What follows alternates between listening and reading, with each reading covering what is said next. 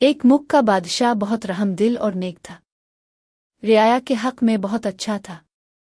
चुनांचे तमाम रियाया इससे मोहब्बत करती थीं और इसे खूब दुआएं देती थीं। इसी मुल्क के एक दूर दराज गांव में एक किसान रहता था जिसकी ये ख्वाहिश थी कि अपने नेक दिल बादशाह की जियारत की जाए और इसे कोई तोहफा दिया जाए। इसने अपनी बीवी से मशवरा किया कि मैं बादशाह को मिलने के लिए जाना चाहता हूँ और मेरी ख्वाहिश है कि मैं इसे कोई तोहफा भी दूँ। तुम मुझे मशवरा दो कि मैं बादशाह के लिए क्या तोहफा लेकर जाऊं। बीवी ने कुछ देर सोचा और कहा कि बादशाह के पास तो हर चीज होगी, हम इसे क्या तोहफा दे सकते हैं। हाँ, मेरा एक मशवरा है कि हमारे घर के पास बहने वाले चश्मे का पानी बहुत मीठा और ठंडा है और ऐसा पानी पूरे मुल्क में कहीं भी नहीं होगा, हत्ता के बादशाह के पास भी नहीं होगा। तो तुम उसके लिए ये पानी ले जाओ। किसान को ये तजवीज़ पसंद आ गई और उसने अपने चश्मे से पानी के 2 घड़े भरे और अपने गधे पर लाद कर बादशाह से मुलाकात के लिए रवां हुआ। कई हफ्तों के सफ़र के बाद किसान बादशाह के महल तक पहुंच गया और उससे मुलाकात की इजाज़त चाही।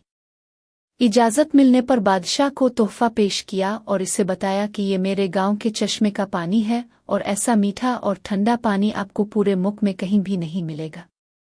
बादशाह के इशारे पर वजीर ने घड़े का ढक्कन उठाया तो कई हफ्तों के सफ़र की वजह से पानी में बदबू पैदा हो गई थी। वजीर ने बादशाह की तरफ देखा तो बादशाह ने इसे खामोश रहने का इशारा किया और बआवाज़ बुलंद कहा कि हम इस तोहफे से बहुत खुश हुए और खजांची को हुक्म दिया कि इस किसान के घड़ों को सोने से भर दिया जाए। किसान बहुत खुश हुआ। बादशाह ने वजीर को बिलाकर चुपके से कहा कि पानी को गिरा देना और वापसी पर उस किसान को इस रास्ते से गुजारना जहां हमारे चश्मे हैं, ताकि इसे इल्म हो कि हमारे पास पानी के कितने चश्मे हैं और उनका पानी कितना ठंडा और फरहत बख्श है। चुनांचे जब किसान को इनामात देने के बाद उन चश्मों के पास से गुजारा गया तो वो समझ गया कि इसका तोहफा कितना हकीर था, लेकिन बादशाह ने इसके हकीर तोहफे को भी कबूल करके इसे इनाम से नवाजा। इसके दिल में बादशाह के लिए मोहब्बत और अकीदत और बढ़ गई। तो दोस्तों, हमारी इबादत का भी यही हाल है। हम जो टूटी फूटी इबादत करते हैं तो हम इसे बहुत अच्छी समझते हैं और अपने मालिक के हुजूर पेश करते हैं।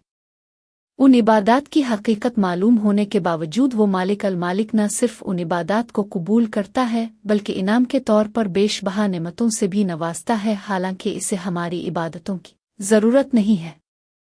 खालिक कायनात की इबादत के लिए तो उसके लाखों करोड़ों फरिश्ते ही काफ़ी हैं।